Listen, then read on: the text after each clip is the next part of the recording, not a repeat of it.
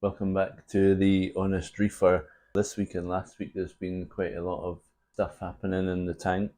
Um, Mostly these clownfish fighting each other. One of them's hiding down here just now. The other one's there. This is the bigger one, and she is the one who was causing all the drama. Well, I suppose it takes two, doesn't it?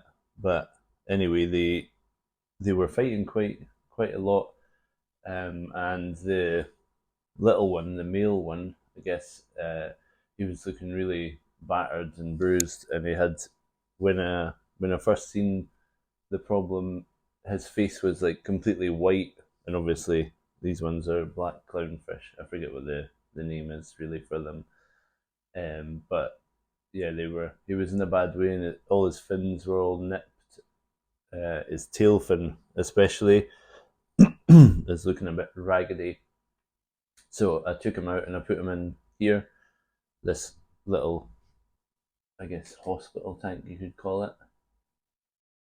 He was in there for about a week, and then I've just reintroduced them a couple of days ago. Sunday, it's Tuesday now. So yeah, they've went back in and they're behaving themselves a bit better now, but she's still sort of picking at him, and he sort of knows his place now. It looks like, and he just hangs out down there in that wee corner.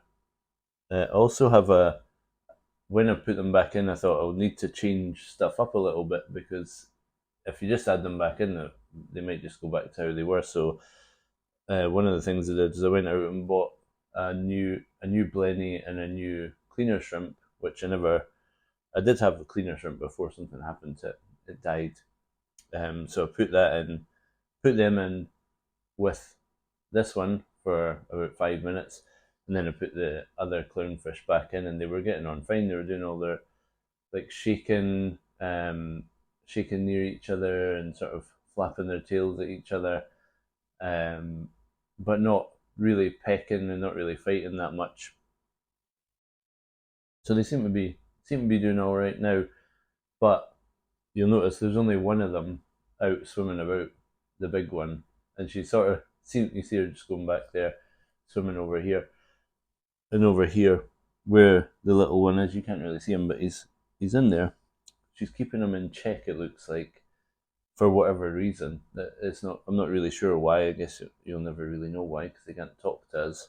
After I'd put them in yesterday, I rearranged, not too much, but I rearranged the rock work a little bit, moved things around a little bit in there to try again also to like change things up a bit so it maybe affects their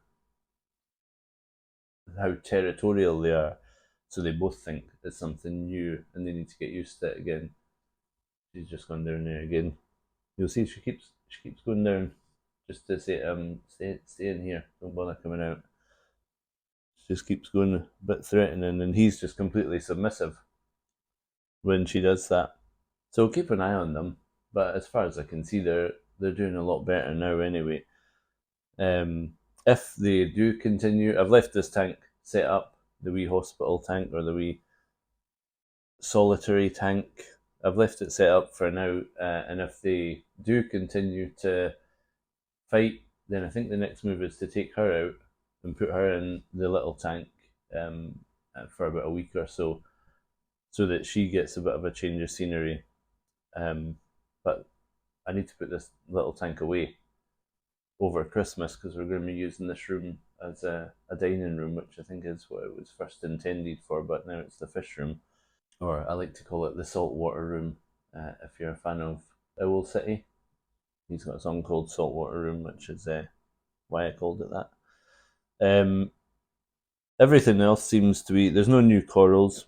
There's the wee Blenny, but he's not. I don't know. He's busy somewhere just now. A bit concerned about the food for the Blenny as well. I know the tank is full of amphipods and worms and stuff, so there'll be plenty of little pods for him to eat because they're obviously keeping them alive. There he is.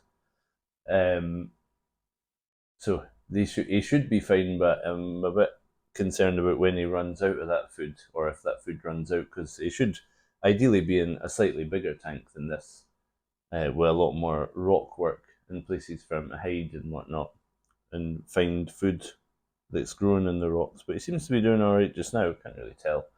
He's pecking away at the rocks, so I can only assume he's finding something to eat in there.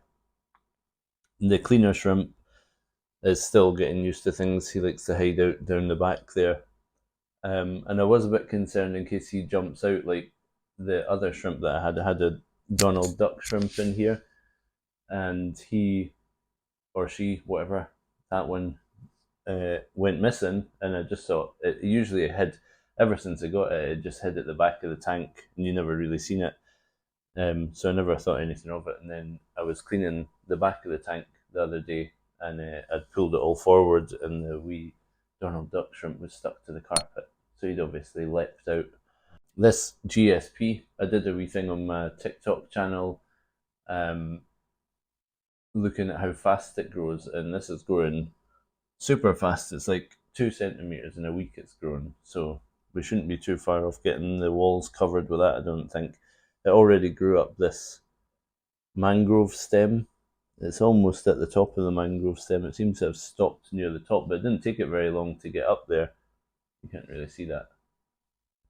Anyway, it's grown up the mangrove stem. The zoas are that I added a few weeks ago, they're starting to multiply as well. So they're spreading off of their little frag plug onto the rock that they're on. And it's quite cool with the zoas because you'll start off with like 4, and then those 4 will do what they do, and then there'll be another 4, and then it sort of goes exponential from there. So the rock will be covered pretty soon, hopefully. And I've moved these people eater zoas a bit further away from.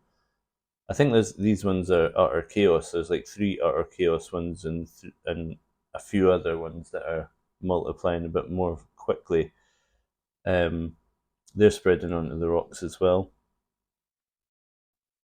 Anyway, I've moved the people eater ones away from them, just so as they don't clash and fight for space. But there are different types on that one frag plug, but they came like that, so they're just getting left like that. The also spent a bit of time trying to get this toadstool coral to face the right way, because it was just like leaning back and you couldn't see the polyps or the top of it. So I was using these little test tube things that come with the test kits and jamming it behind it to make it sort of uncomfortable, sort of like if you jammed it in your neck. Oh, noise. And that did force it to go forward, but it was sort of flopping all over the place, and then it went in a huff. But it has corrected a wee bit to where I wanted it to be anyway. What else?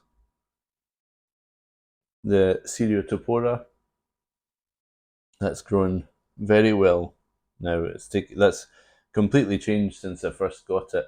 I'll try and find a video of when I first got it and put it in, or a picture. And the Montipora as well.